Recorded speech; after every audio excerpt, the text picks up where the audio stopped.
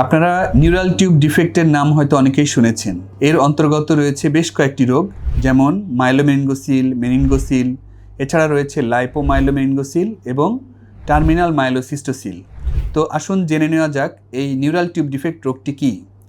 Neural tube defect হচ্ছে ছোট বাচ্চা যার কিনা জন্ম থেকে পিঠে মেরুদণ্ড বরাবর একটি জন্মগত ত্রুটি বা ফোলা রয়েছে, যেটি মেরুদণ্ডের হাড় সঠিকভাবে গঠন না হওয়ার কারণে ভিতরে স্পাইনাল কর্ড অর্থাৎ ব্রেনের সাথে যে পা পর্যন্ত কানেকশান, নার্ভ বা স্পাইনাল কর্ড থাকে সেটি এবং ব্রেনের পানিসহ একটি ফোলা অংশ অনেক সময় বাচ্চাদের জন্ম থেকে পিঠের মাঝখান বরাবর দেখা যায়, যেটি ধীরে ধীরে বড় হতে থাকে।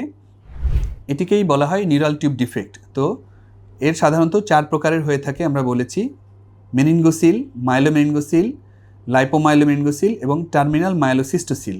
প্রত্যেকটি রোগেরই কিন্তু আলাদা বৈশিষ্ট্য রয়েছে এবং এদের চিকিৎসা পদ্ধতিও ভিন্ন, এবং প্রত্যেকটি অপারেশনের মাধ্যমে দক্ষ পেডিয়াট্রিক নিউরোসার্জন দ্বারা অবশ্যই আপনাদের করানো উচিত। অনেক সময় ভুল করে অনেকে আমরা শিশু সার্জনের কাছে চলে যাই, পেডিয়াট্রিক সার্জন, কিন্তু ওনারা কিন্তু এটার সঠিক ডাক্তার নয়, কিছু মনে করবেন না। এটির সঠিক ডাক্তার হচ্ছে পেডিয়াট্রিক নিউরোসার্জন। তো এখন আমরা জানব যে এই যে নিউরাল টিউব ডিফেক্টে যে জন্মগত পিঠে মেরুদণ্ড বরাবর ত্রুটি, এই রোগটা হলে কি কি লক্ষণ দেখা যায়। সাধারণত দেখা যায় পিঠে জন্ম থেকে একটি ফোলার পাশাপাশি পায়ের শক্তি, প্রস্রাব পায়খানা, এগুলো কারো কারো ক্ষেত্রে সমস্যা থাকতে পারে, নাও থাকতে পারে। তো পেডিয়াট্রিক নিউরোসার্জন হিসেবে আমার কাজ যে এমনভাবে অপারেশনটি করতে হবে যেন তার যতটুকু ভালো ছিল কোনো যেন একটুও খারাপ না হয়, অর্থাৎ যার পায়ের শক্তি ঠিক ছিল অপারেশনের পরেও যেন তার পায়ের শক্তিটা ঠিক থাকে, যার প্রস্রাব পায়খানার কন্ট্রোল ঠিক ছিল অপারেশনের পরে যেন সেটি কোনোভাবেই নষ্ট না হয়, যেটি সাধারণত একজন অদক্ষ হাতে অপারেশন করলে হয়ে থাকে।